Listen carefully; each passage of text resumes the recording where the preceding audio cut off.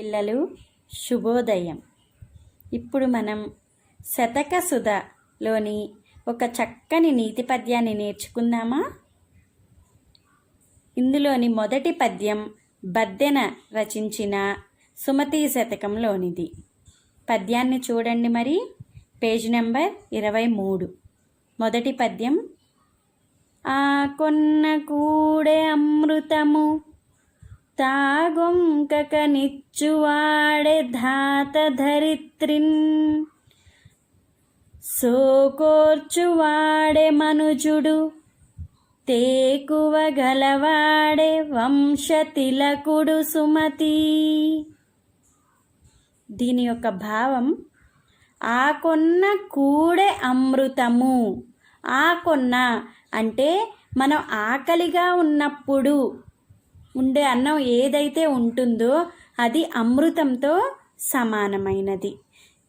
తాగొంకక నిచ్చువాడే ధాత ధరిత్రిన్. ధరిత్రిన్ అంటే భూమి మీద, తాగొంకక అంటే తాను, గొంకక గొనగకుండా అంటే మారు మాట్లాడకుండా ఎవరైనా అడిగితే దానం చేస్తాడో, ఎవరైతే దానం చేస్తారో వాడే ధాత, గొప్ప ధాత అనిపించుకుంటాడు.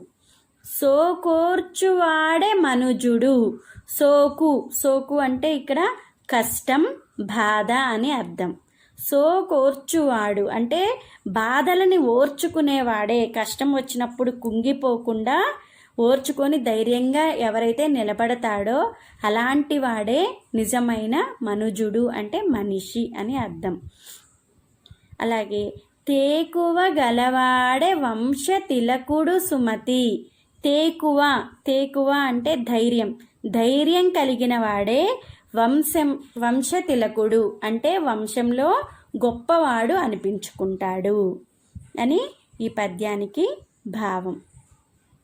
విన్నారు కదా పిల్లలు? పద్యాన్ని బాగా కంఠస్థం చేసి అర్థం చేసుకొని నేర్చుకోవాలి. సరేనా? ఉంటాను మరి. తర్వాత క్లాస్లో కలుసుకుందాం. బాయ్.